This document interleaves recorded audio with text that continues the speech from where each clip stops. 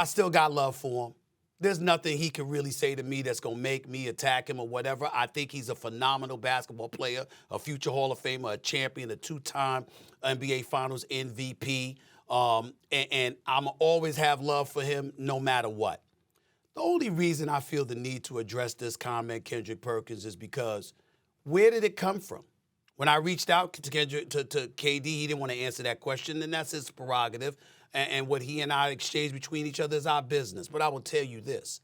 All I said was that Michael Jordan was so phenomenal that people focused on marketing and promoting the individual as opposed to team.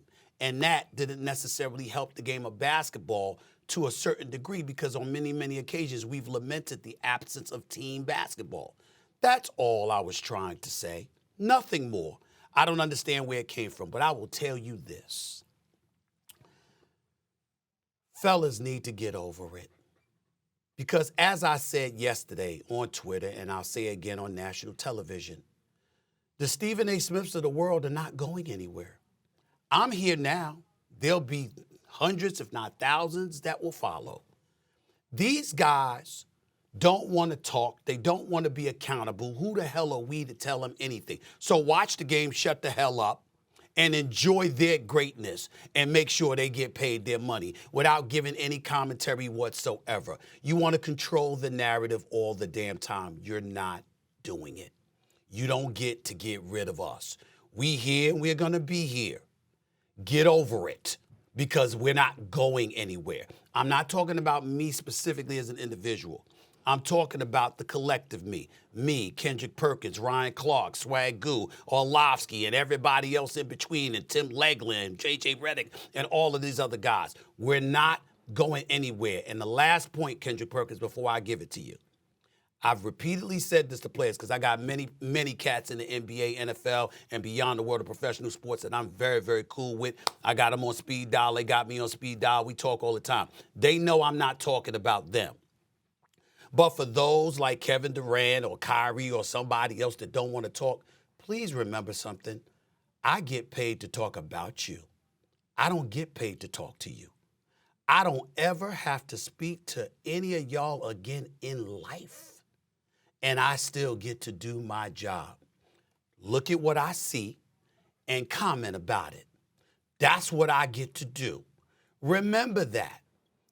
When in reality you actually do, because when you've had projects you wanted to push forward, you called me to participate. It wasn't the other way around. I'm gonna leave it at that, Kendrick Perkins. Floor is yours. You know what's crazy to me is this.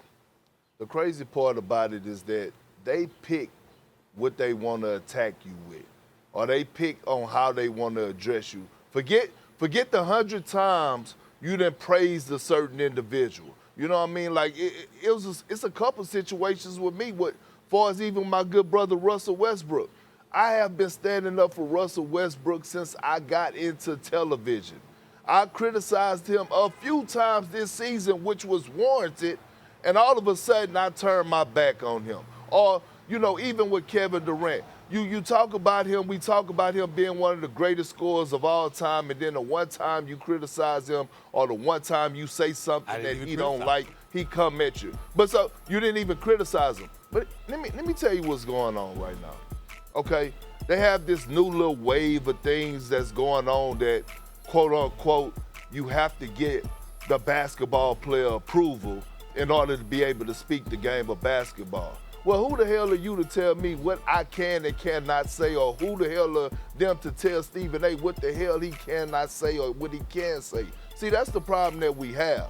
You do not have to play the game of basketball or played it at the highest level to be able to talk the game of basketball. If you're a student of the game, you are a student of the game. I know a lot of guys that are in front office roles right now that are head GMs in the NBA that didn't play the game of basketball, but they are allowed to evaluate talent. And some of those guys, most of those guys, are very damn good at their damn job. Who are us to judge them? Who are us to say, how did you get this role when you never touched a basketball in your life? No, that's not how it goes. So at the end of the day, listen, I wouldn't dig too deep into it. Stephen A., I know you got tough skin. You ain't worried about it. But look, this is who KD is, okay? He come and he goes. He talked to me in 2 months or 3 months straight, and then he put me on the block list, and I block his ass right back because I don't give a damn. Because what I came to realize is this. I got 5 people that I got to approve, right? That I got to make sure is good. That's my wife and 4 children.